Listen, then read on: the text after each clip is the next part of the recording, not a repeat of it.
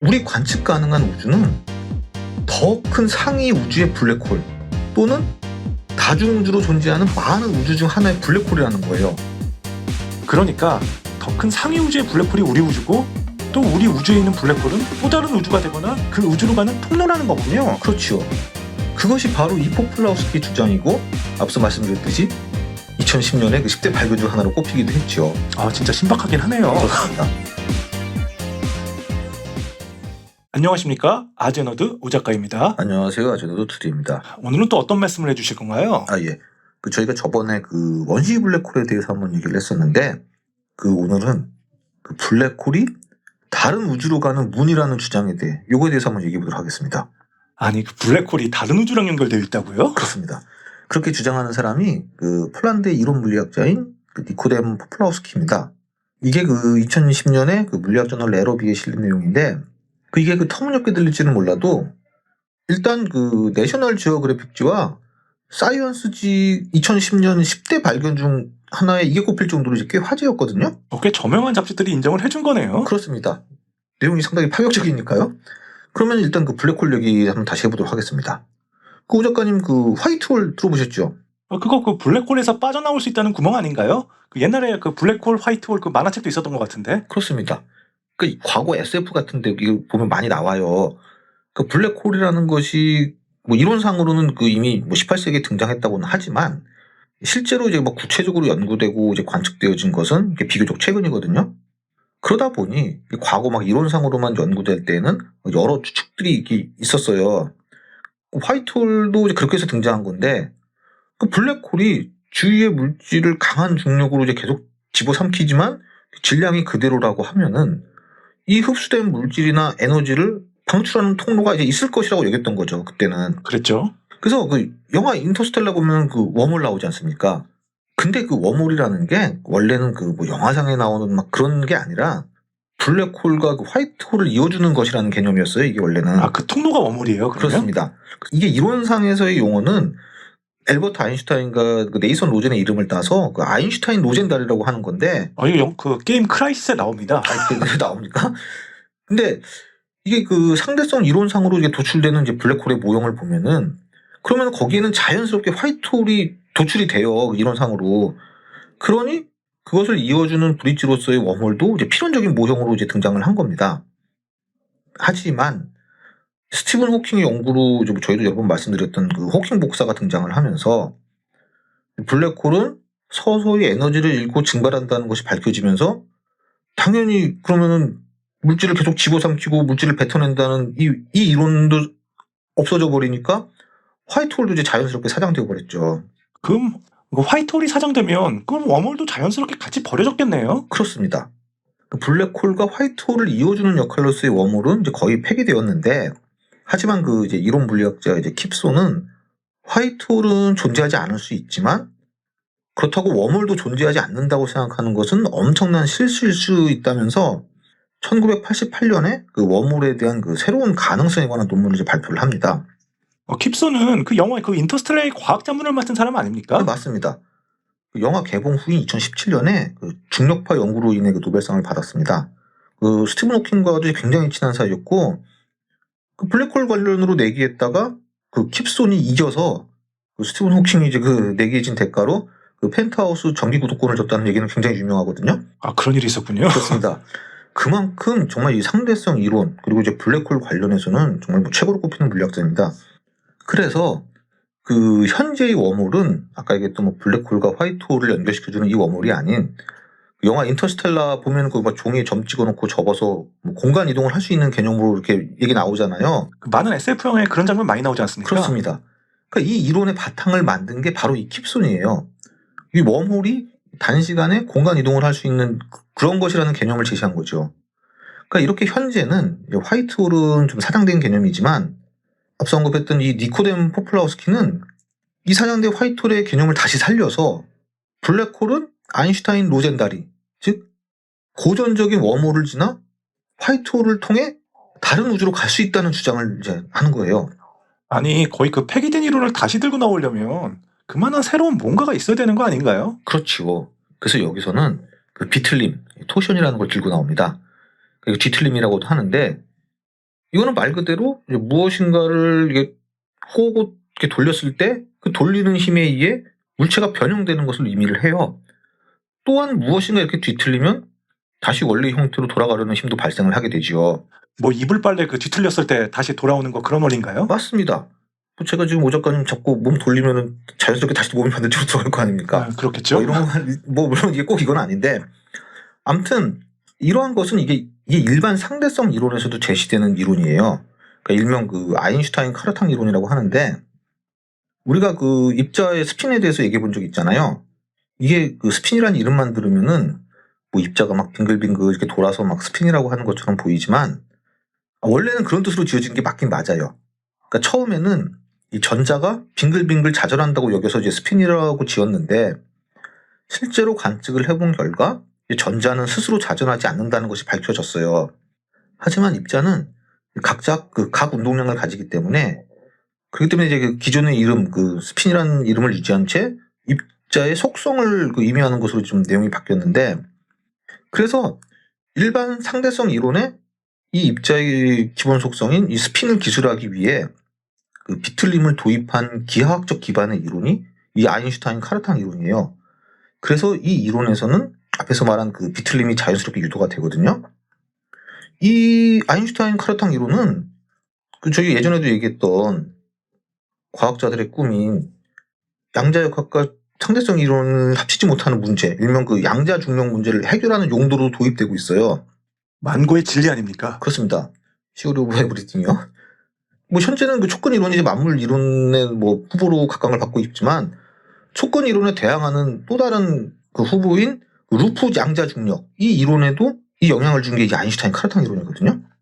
근데 이렇게 비틀림을 도입함으로써 그 블랙홀 안에서 발생하는 그 중력적 특이점, 즉 그 물리학이 붕괴되는, 물리학이 적용이 안 된다고. 블랙홀의 특이점이요? 그렇습니다. 그 이러한 중력적 특이점, 이 문제를 해결할 수 있다고 주장하는 것이 바로 이 니코덴 포플라우스키 이론입니다. 그러니까 그 일반 상대성 이론에도 도입된 그 비틀림이라는 것을 블랙홀 연구에 도입을 하면 그 블랙홀의 특이점을 설명할 수 있다. 뭐 이런 내용입니까? 예, 바로 그거죠. 아, 그렇다고 주장을 하는 겁니다. 그러니까 포플라우스키는 비틀림을 도입하면 이러한 특이점, 즉 그 무한대의 문제를 제거할 수 있다고 말을 해요. 비틀림은 이제 물리학을 유한하게 만든다고 얘기를 합니다. 그래서 블랙홀의 끝은 무한대의 특이점이 아닌 앞서 말한 그 아인슈타인 로젠다리, 즉 웜홀이 있고 그것을 통해 화이트홀과 연결되어 있다는 겁니다. 그럼 그 사장됐다던 그 화이트홀도 다시 등장하는 거네요. 그렇죠. 그래서 아주 큰 밀도, 그 블랙홀 내부 같은 곳이요. 그런 곳에서 발생하는 비틀림은 중력에 대한 반발력으로 보인다는 거예요. 그러니까 앞서 말한 그 물체를 꼬아버리면 다시 원래대로 복원하려는 힘처럼요. 그래서 무한대의 중력으로 빠지는 특이점을 피할 수 있다는 것이 이 포플라우스키 주장의 핵심이에요. 어려운데요. 그러니까 이 특이점이라는 게 중력이 무한대로 뻗어나간다는 게 문제인데, 끈이론도 그렇고 이 비틀림이라는 것도 그러한 무한대 문제를 해결할 수 있다는 거거든요. 그렇다면은 이러한 블랙홀에서 웜홀을 통해 그 화이트홀로 이어지는 이 우주 터널 시스템이, 이게 바로 우리 우주의 탄생을 설명할 수 있다고 이제 얘기를 하는 거예요. 어떻게 말이죠? 그러니까 이 우리 우주를 구성하는 물질은 이 블랙홀의 그 사건의 지평선 안에 있었고, 그리고 그것은 움직여야 하기 때문에 새로운 공간을 만들어내야 했고, 그것이 앞서 말했듯이 웜홀을 통해 화이트홀로 폭발하듯이 뿜어져 나온 것이, 이게 바로 빅뱅이라고 해석을 하는 거예요. 아니 그러면 우리 우주는 블랙홀 내에서 생겨난 겁니까? 그럴 수 있다는 거죠.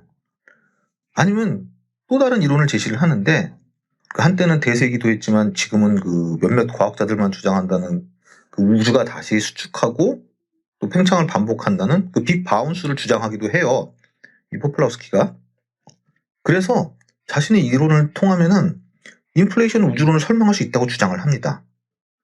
근데 이게 저희 예전에도 얘기했듯이 그러니까 우주의 평탄성 문제와 암흑물질, 블랙홀 정보 역설 문제, 이것도 자신의 이론으로는 다 해결할 수 있다는 거예요. 또한 물질과 반물질의 비대칭에 대해서도 설명할 수 있다고 주장을 합니다. 이게 뭐냐면은, 그러니까 우리 우주는 태초에 물질과 그리고 이제 물질에 이제 반대되는 반물질이 만나서 서로 소멸하게 됐는데, 이게 두 개가 만나면 소멸이 돼요. 하지만 물질이 반물질보다 많이 살아남아서 이렇게 우리 우주를 구성하는 물질이 됐다는 것이 이 물질과 반물질의 이제 비대칭성이거든요. 물질이 반물질보다 더 많으니까 비대칭적이라는 거죠. 지금 우리가 존재하는 이유기도 하겠죠. 그렇죠. 그러니까 자신의 이론은 이러한 의문에 대한 해답이 될 수 있다고 주장을 하는 겁니다. 그러니까 이 이론 핵심은 그 블랙홀의 가장 큰 미스테리는 그 특이점이라고 말씀드렸잖아요. 그러셨죠? 그 무한대가 발생하는 것은 수학, 물리학에서는 그 죄악이라고 합니다. 더 설명할 수 없는 정말 이론이 붕괴되어 버리는 그 지점이니까요. 실제로 무한대의 중력 이런 거는 실존할 수가 없는 거잖아요. 그렇죠. 하지만 이 포플라우스키는 블랙홀에 만약에 그러한 특이점이 없다면은 그러면 어떻게 될 것인가를 얘기하는 겁니다. 그렇다면은 이 블랙홀은 우주가 창조되는 곳이며 또한 다른 우주로 가는 길이 될 수 있다는 거죠. 그러니까 앞서 말했듯이 사장되었던 이제 화이트홀과 또 이제 그 원래의 의미로서의 즉 그 아인슈타인 로젠 다리로서의 웜홀을 다시 살려낸 거죠. 그 이론상으로 도출되는 특이점을 어떻게 없애느냐? 그거는 아까 얘기했던 비틀림을 도입함으로써 중력이 무한대로 빠지게 된다는 그런 이론을 피할 수 있다는 거죠. 많은 SF들 보면 블랙홀 통해 가지고 다른 우주로 넘어가는 거 뭐 이런 거 코믹스 같은 데 많이 나오던데 그런 건가요? 그렇다고 할 수 있죠. 그러면 지금 우주에 있는 많은 블랙홀들은 다 새로운 우주가 탄생되는 것들이라고 그렇게 볼 수도 있는 건가요? 그렇죠. 그러니까 우리 우주도 원래 블랙홀에서 탄생했을 뿐더러 지금 저 블랙홀들도 다른 우주로 가는 뒷문, 백도어라는 거죠. 백도어예요? 예. 근데 사실 좀 다르지만 우리 우주가 하나의 블랙홀일지도 모른다는 이론은 사실 예전부터 있어 왔어요. 그 블랙홀을 정의하는 것 중에 하나가 이제 바로 그 슈바르츠 실트 반지름이라는 것인데 이게 뭐냐면은 이것은 그 어떤 물체가 블랙홀이 되려면은 얼마만큼의 그 반지름을 가져야 되냐 이걸 얘기하는 거거든요. 예를 들어서 우리 지구, 지금 우리 지구는 블랙홀이 되기에는 크기에 비해 질량이 작지요. 하지만 지구를 0.88cm, 그러니까 약 9mm 정도의 반지름의 크기로 압축을 시키면은 그 우리 지구도 블랙홀이 되는 거예요. 그래요? 예. 그래서 여기서 얘기한 이 0.88cm, 그 약 9mm 정도, 이게 지구의 슈바르츠 실트 반지름이 되는 겁니다. 그 독일의 천문학자 그 칼 슈바르츠 실트가 그 1916년에 발표해서 이제 그의 이름을 따서 부르거든요. 이때는 이제 블랙홀이라는 영화가 탄생하기 전이었어요. 엄청 전에 나온 이론이네요. 그렇습니다. 참고로 태양의 슈바르츠 실트 반지름은 3km예요. 그러니까 지금의 태양이 이 태양의 질량이 반지름 3km의 구로 압축되면은 그거는 이제 블랙홀이 되는 거죠. 그렇다면은 여기서 드는 생각이 우리 우주의 슈바르츠 실트 반지름은 얼마일까입니다. 그러니까 그 우리 우주 전체를 얼마큼 크기로 압축하면 블랙홀이 되냐 뭐 이 말인가요? 그렇죠. 바로 그 얘기죠. 즉 우리 우주가 얼마큼의 크기가 되면 블랙홀이 될까 이건데 근데 우주를 구성하는 그 물질들에 대한 관측을 해본 결과 우리 우주의 슈바르츠 실트 반지름은 현재 관측 가능한 우주의 반지름과 거의 일치하다는 거예요. 즉 우리 우주의 크기를 감안하면 현재 우리 우주의 밀도는 블랙홀이 될 밀도와 거의 같다는 겁니다. 그러면은 한마디로 우리 우주가 블랙홀이라고도 할 수 있는 거죠. 진짜예요? 우리 우주가 블랙홀이란 거예요? 이게 관측상으로는 그렇기 때문에 그렇게 주장하는 학자들도 많이 있어요. 물론 이게 뭐 단순한 우연의 일치라고 주장하는 사람들도 있지만 아무튼 여기에 더 나아가서 이 포플라우스키는 최근 연구에서 그 우리 관측 가능한 우주는 더 큰 상위 우주의 블랙홀 또는 다중우주로 존재하는 많은 우주 중 하나의 블랙홀이라는 거예요. 그러니까 더 큰 상위 우주의 블랙홀이 우리 우주고 또 우리 우주에 있는 블랙홀은 또 다른 우주가 되거나 그 우주로 가는 통로라는 거군요. 그렇죠.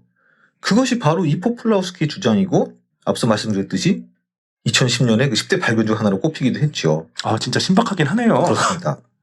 물론 그 현재 많은 우주론들이 그렇듯이 그 이 이론도 그러니까 이론상으로는 타당할 수 있지요. 하지만 이것도 똑같아요. 증명하기는 매우 어려워요. 일단 블랙홀 안으로 들어가 볼 수도 없는 노릇일 뿐더러 인터스텔라도 아니고요. 그렇죠. 그러한 그 특이점 수준의 비틀림도 관측된 것은 전혀 없어요. 그리고 이 이론의 기반이 되는 그 앞서 언급한 그 아인슈타인 카르탕 이론도 이론상으로는 이게 존재하지만 그 이론에서 도출되는 이 비틀림 효과도 이게 너무 작아서 현재 기술로는 이제 관측할 수가 없다고 합니다. 하지만 이게 앞으로도 관측 기술이 발달해서 우주 배경 복사를 더 자세히 관찰하고 또 그 인플레이션에 대해서도 더 많은 것이 새로 밝혀지면은 뭐 중력파라든지 이런 거요. 그러면은 이 이론을 뒷받침하는 뭐 간접적인 결과가 나올 수 있다고 하니 뭐 앞으로 또 언젠가를 기대해 봐야겠죠. 우주 망원경이 단순히 돈 낭비가 아니라는 게 또 이 이론에서 한 번 더 증명이 되네요. 그렇습니다. 알겠습니다. 오늘 말씀 잘 들었습니다. 오늘은 그 블랙홀이 새로운 우주로 가는 통로라는 주장에 대해서 한번 알아봤습니다. 즐겁거나 유익하셨다면 좋아요와 구독 좀 많이 부탁드리겠고요. 지금까지 아제너드였습니다. 저희는 더 좋은 영상으로 찾아뵙겠습니다. 시청해주셔서 감사합니다. 감사합니다.